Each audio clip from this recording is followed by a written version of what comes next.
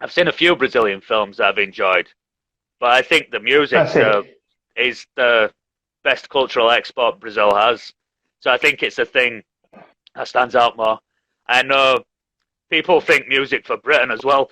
I know loads of people. I don't hear any Brazilians saying, I love British films.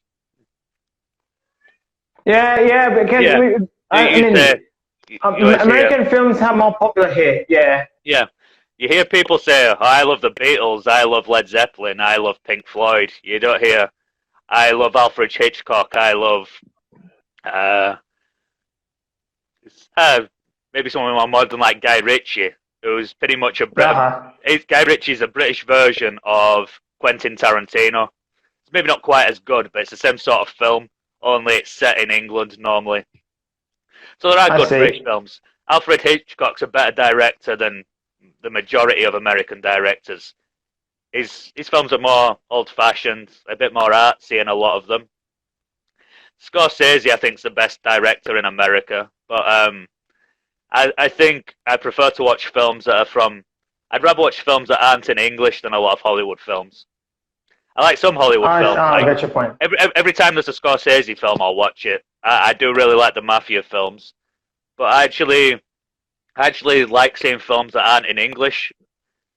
I really enjoyed watching that Parasite, Parasito, I think you call it in Portuguese. It was Korean, Yeah. but it was a bit. Yeah, I I watched know it the with film, but Portuguese. I can't remember the name in Portuguese. I think it's Parasito. Some Parasitas or something Tarantino's. like that. Some likes Tarantino. Yeah, I do like Tarantino. It's a bit strange, and my wife wasn't overly keen. I didn't like his last film as much, but I think Pulp Fiction's great. That is Isabella Fuentes. Yeah, I do like some Tarantino films. I especially liked Pulp Fiction. That's the best one. Just reacting to the comments. Mm-hmm. Cool, cool. Yeah. Well, let me ask you something.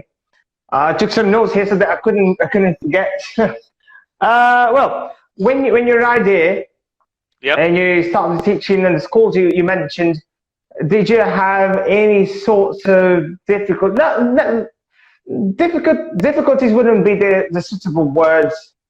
I think challenges. Have you faced challenges by teaching Brazilian learners who weren't able to speak English, well, the very basic levels or something like that?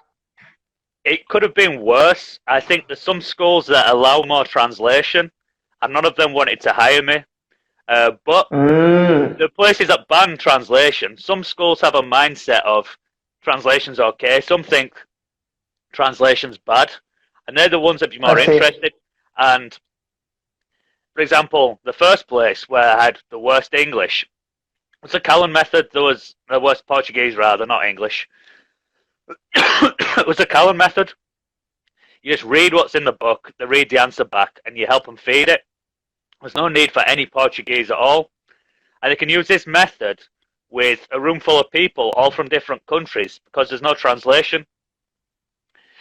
That wasn't difficult. The difficulty would be if I had to talk to the receptionist and organise things. I see. There'd be another teacher there that can speak Portuguese already, or one of them that's not a native. And these problems get ironed out eventually. You hear the conversation and you remember bits of it, and you each time you remember a bit more and you become more independent. But Yeah, that was one of the yeah. good things about English schools. It was more important to be able to speak English than to um, speak Portuguese well. There was, Mm-hmm, mm-hmm. there's only one school I've talked to where they said, "Are you sure we really need Portuguese to be good?" And not being there as of yet. And the places that think there's, I get the impression there are certain schools that don't like natives and certain schools that do. There's some I've I've had a conversation with one coordinator when I've been at checking places and being able to compare what I want to go for more in the other and stuff.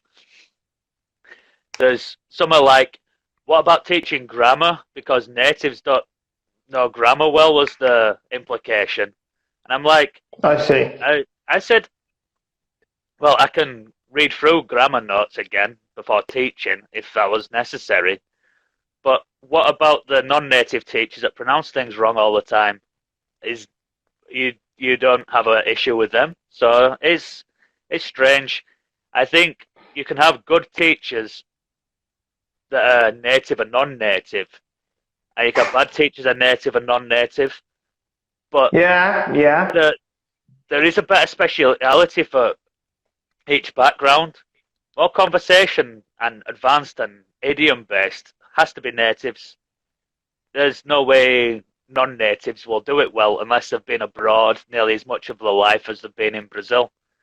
But actually teaching basic grammar to people who are learning or things like this, if you can sometimes being a non-native could put you in a situation where you are on the same wavelength as them.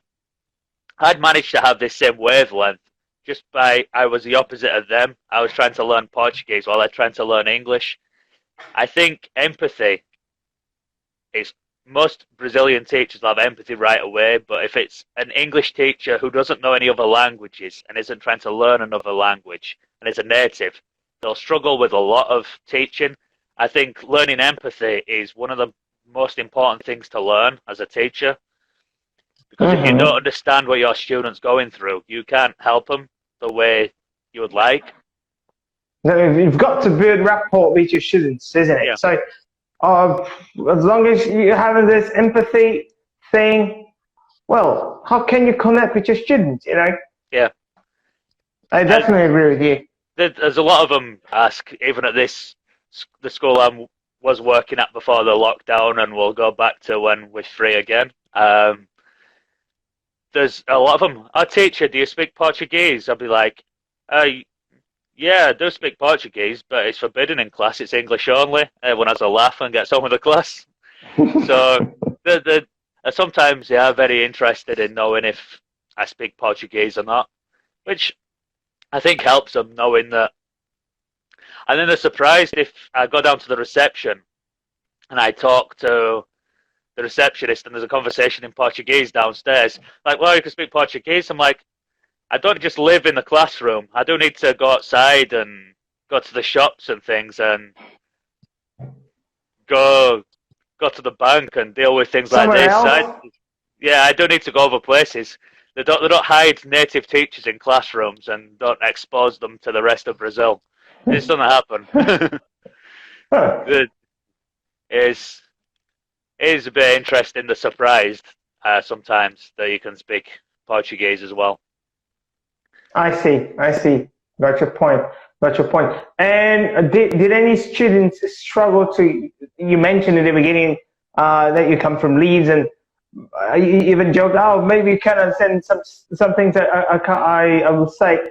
But through your journey as a teacher, have you faced any issues like that? I mean, pronouncing things that I don't know, students were more accustomed to American English couldn't get. Yeah. For example, just to explain to people who've never been to Britain yet, the range of accents is huge. London, the capital city, has 3 or 4 different accents. There's the more upper class accents, there's the more working class accents. They all vary a bit. In Brighton, the accent's a bit different again, where you were. If you were to head to Birmingham, the city of Black Sabbath and Judas Priest, as you metalheads will know, their accent is very, very different and very strong. Move across England towards the east, it's another kind of accent. Anyone heard of a band Kasabian? They're from a city called Leicester. That's just further east. Yeah, Kasabian, I'll type in the name here. My wife's cousin likes them, so they are heard of here. Kasabian. Yeah, I'll type it in so people can read.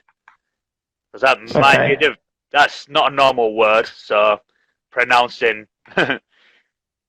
I don't know how people pronounce it in Brazil. This band's from Leicester. Different accent again. Yeah.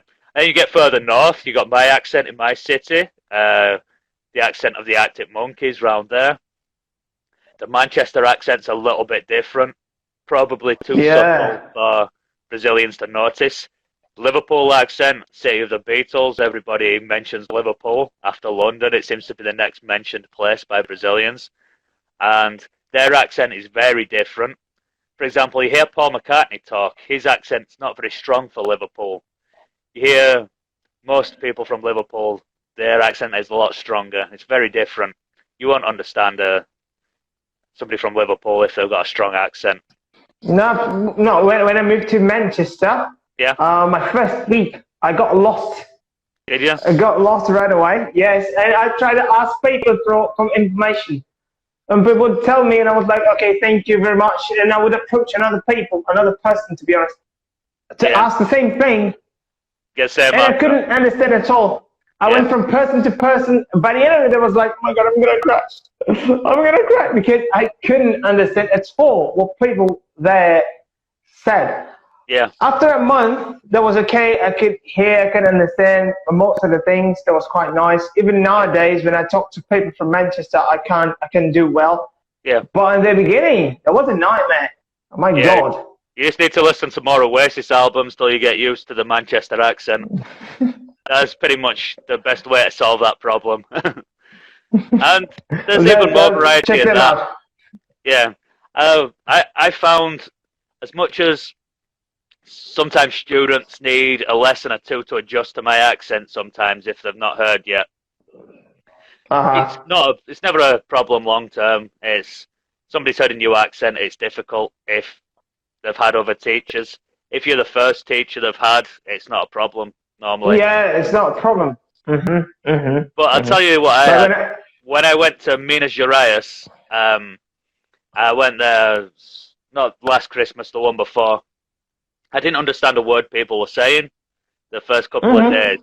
It's a strange accent, it's a Mineiro accent, and after a couple of days I adjusted, and it was like talking to people in Bahia, and it was fine. But the first couple of days it was really difficult. I'm like, is this Portuguese still, or have we gone too far and ended up in Argentina? It's how it felt a bit when I was first there. I was like, is this still Portuguese, or are we still in Brazil? Last year I went to Curitiba, I felt the same. Yeah. Because when I stepped in the airport, people were talking, and I was like, holy crap, is that Portuguese? Or is that, I don't know, it seems German or something. But after maybe an hour or two, I was like, okay.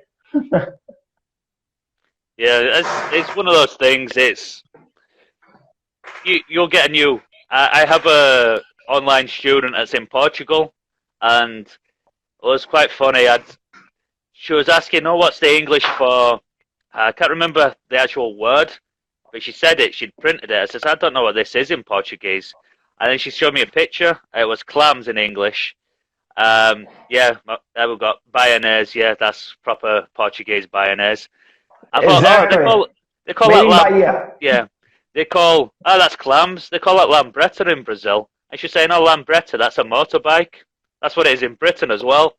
But there was another word. I need to find it on my Skype conversation notes. But it's a completely different word for a clam. They don't say lambretta in Portugal. Here in Bahia, I mean, at least here in my city, we don't say lambretta, we say mobilete. Mobilete, something like that. That's another word. And you think, how am I supposed to know the Portuguese word when there's more than one word in Brazil? I thought it was all of Brazil, this word. Mobilete, it's a different word again. Yeah. They can't make their mind up, the Portuguese language. You should just have one word so foreign people know what to order in the bars. Yeah, I imagine how difficult it might be for a foreign person to learn Portuguese because of this variation, Yeah. Things are very different. Sometimes I can't understand what people from other parts of Brazil are saying. So not only because of the accent, but also because of the expressions, the specific vocabulary. Yeah. So it's quite difficult. Can you imagine a foreign person, right? Yeah, could be confusing. There are a lot of differences between British and American English. There's spelling differences, vocabulary differences. Not much grammatically, thankfully. I think there's a couple of minor things that'd be a bit boring to discuss. But Mm-hmm. there's some things that are confusing. It can be confusing clothes items. What you call a colete in Brazil. In England, we call a waistcoat. In America, they call a vest. But a vest is a Ah, camiseta in England. And I think it's called an undershirt in America. What's the logic for all this? I think, that's not why are clothes items different. Imagine if you were, um, it could be a Brazilian.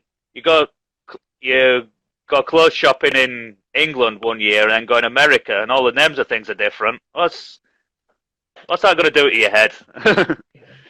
yeah, definitely. Actually, I faced a situation. Many times I went to the store. I mean, I've been to the UK twice. First Yeah, time was in 2010. I spent 3 weeks there, yeah, and I was highly influenced by American English back in the time. So yeah, many times I stepped into a shop, a store, whatever, try to get something, and because I was in the UK, I was trying to speak English to everybody. yeah. So whenever I would ask things, people were like, "Do you mean that thing?" Okay, sorry, and I learned American Yeah. English. Yeah, It's always like that. you wanted a pair of trainers, but you've asked for a pair of sneakers. And they're like, we don't call them that. Mm-hmm. You mean these Yeah, trainers? yeah. Yeah, I want them. Exactly. Trainers, sneakers, pants. Yeah, Well, trousers. actually, exactly. Nowadays, I say trousers, but back at the time, I would Yeah. say pants, and that was Pants, kind you of should a probably get given nightmare. the same thing anyway. Unless they think you mean Mm-hmm. underpants. And, yeah, then you might get a wrong thing. But these clothes differences, I can imagine, confuse. I've not been to the USA, so it's okay for me. But if I went there, it would annoy me a bit. You know, you're getting the wrong thing, but not a But big issue. it's nice. That's a nice way of learning things. You never forget when you face a situation like that. Yeah, you don't when you've had the situation to solve. It's the problem solving that makes you remember better. Um, I've had the problem solving situations in Brazil as well, and they really do. Um, when you wanting to get something or you don't know what to say. I remember one time I Uh-huh. bought the wrong mangoes in the supermarket. I noticed they're more expensive than they're supposed to be. I realised I'd picked up the wrong type of mango because I didn't know what type they were. And I was trying to explain this. And now I know a lot more about mangoes because of this situation. Yeah. Speaking of which, whenever I try to have a more free conversation lesson, I always try to base it on a problem solving lesson model, because Yeah, I do believe that when you face a model like this, a situation like that, and when you solve this model, when you solve the situation, boom, there it is. You acquire language way better. yeah, I think you do. I think it's going back to what we said earlier about the way you learn language when you're a child. It's if I cry, I get the milk kind of thing. It's I reply this to my mum when she says this, I get what I want. It's remembering what words with what situations got you the outcome you wanted. And it's when this is all enforced in your brain that you learn the language well. So Yeah. it's the same thing really. So it's these situations and being exposed and needing to speak or nothing happens for you is the kind of situations that teach you the most language. You could be in a classroom for hours and hours and hours, but um, spending a bit of time with a real, relatable situation with the sort of need to speak the language you're learning rather than being able to ask questions all the time, needing to find a way around with different words to be understood. And that's when you hear feedback in different vocabulary or sometimes better vocabulary because you've gone the long way around explaining with other words. they understand you, and they'll normally reply with the best words you could have used. And it's when you use these words in the future, you've learned it from a big situation that's stuck in your brain well. Mm-hmm. Exactly. Yeah. Way better than simply filling, dull activities, meaningless activities. Yeah. Yeah. I'm not telling that filling activities is bad. I'm not telling it. I'm telling that if you simply fill in activities for the sake of filling in activities, well, it won't help you. On the other hand, if you're filling in the activities for the sake, of solving a situation and maybe gain confidence, that's fantastic. Yeah. It'll help you. But with no purpose, why would it help you? Yeah. It's one of those things. I think people think it's easy to read and write. People think that doing the grammar exercises will learn to speak. To learn to write English well, you need to read more English. To learn to speak English well, you need to listen to more English. It's that simple. That's the most basic formula of learning a language better, is listen more to speak better, read more to write better. For example, most of what I've learned about writing well, I'd be in English class. We didn't do a lot of grammar exercises, but every year we'd have a Charles Dickens novel, and there is not one grammar mistake in any of the many, many books he wrote. There was always a big social criticism about Victorian society. So it was about child poverty. He criticised a lot, elitism, so a lot of the snobbery against poor people that happened in the 1800s in Britain. So he was the great social commentator of his era, as well as one of the best linguistically. And if you read his books all the time, you learn from example. That's how you write English correctly. We also studied a lot of Shakespeare, but that's Old English, so that goes in one ear out the other a bit more. But if you read good quality literature, you don't always learn, and this is this tense well. I learnt more tenses studying French at school than I did studying English. But I think English would have been a lot more boring if it had less literature and it was more grammar exercises. I don't think you'd be able to get English kids to engage with it. I think in Brazil, if Portuguese was too grammar based and you don't have enough literature to give some context, you're just using words for the sake of words without thinking about what they mean. I think that's what you do if it's too language based. That's why I think it's good to teach even a foreign language. It needs a cultural aspect. That's why Brazilian music's great for me. That's why some of these films are great. Why watching the TV or watching the news is great. You've got a context of something. I think if you wanted to learn English, listen to English music. Go read an English book. Go watch an English film. Go watch a comedy. Go watch something. Get a context for everything. If you've got it in context, you remember it better. And the most important thing for motivation is enjoyment. If there's nothing culturally stimulating or just enjoyable about studying, you're not going to stay motivated for a long time if you do the same boring things over and over again. You need to get into a conversation about something new as well. I find I learn more new vocabulary getting into different conversations with different people. That's how you hear words you don't understand, or a new word, is a new conversation about something you're not spoken about yet. You can be in your comfort zone. It's easy to talk about beer and football. I know all the vocabulary. I like beer and football. I can talk about this until the cows come home, we say in English, like forever. But until you talk about something different, we're going to talk about something I've learned to cook from another country. We're going to talk about a specific book or film we've seen.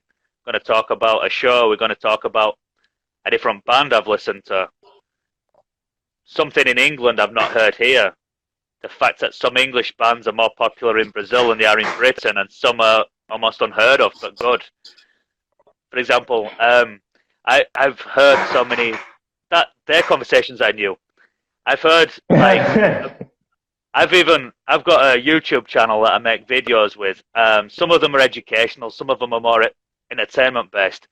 But I've put like a list of my favorite 5 Brazilian musicians, favorite 5 Brazilian songs, and I've noticed that when I've done a British list as well, some of the people pick some of the bands, but don't know the others. So I did old British bands, and I know nobody knows who the Kinks are in Brazil, but they actually were the first band that pioneered heavy metal.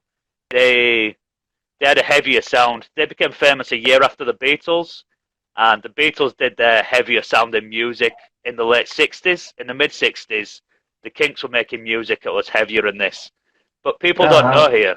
I talked to my uncle, and they were arrested for being in possession of drugs when they went to the USA, which I think most rock stars have done at some point. They've been arrested for having drugs in their possession. But they didn't break the USA because they got banned for life from there. And they're not famous in Brazil because of this. But they're every bit as good as the Beatles or the Rolling Stones. Probably more influential than both of them in a lot of ways for certain types of rock. Probably more British sounding in a lot of ways as well. But they're not that popular. But Pink Floyd, for example, I like them, a good band. But they're much more popular in Brazil. Much, much, much more popular. They're nearly forgotten about in Britain. There's people who remember them and like them. Oh, really? People do like them. But they don't have the mass appeal that they do in Brazil. The Beatles are still popular, but not quite as popular as they are here. Which is understandable, you know, there's not a country in the planet that's not popular. Rolling Stones are about a bit more popular in Britain than here, relatively to the Beatles. People think they're rivals, but they're actually like best friends, all of them. I've noticed the Jam aren't very popular here, but Rod Stewart is, which I think is really weird because the Jam and Paul Weller is miles better than Rod Stewart. Rod Stewart's best tune he stole off a Brazilian. That's true. He stole that "Do You Think I'm Sexy" off Georgie Benjor. Georgie Benjor is miles better than Rod Stewart, and that's a fact. It's nice of hearing it from you because most of Brazilian people would say the opposite. Yeah, it was actually Rod Stewart's not a bad guy, to be fair. I'm not a fan of his music, but it was nice enough to not need suing when he realised he'd got the idea listening to it over there. He did give half the money. I don't think Georgie Ben cares. I reckon he's got a lot of money appeared in his bank because Rod Stewart did that. So I don't think he cares even one bit. He's probably laughing on the way to the bank, as we say. He's laughing on the way to the bank to idiom for, yeah, I've got a lot of money. I think it's funny. I'll just laugh. I don't care. This problem's not important. So that's one of those. And yeah, there's a couple of the bands I put there. As talking to one of my friends, I did another list. And there's only one band I'd not heard of, Feeder. And I thought they'd be more popular in Brazil. But he'd not heard of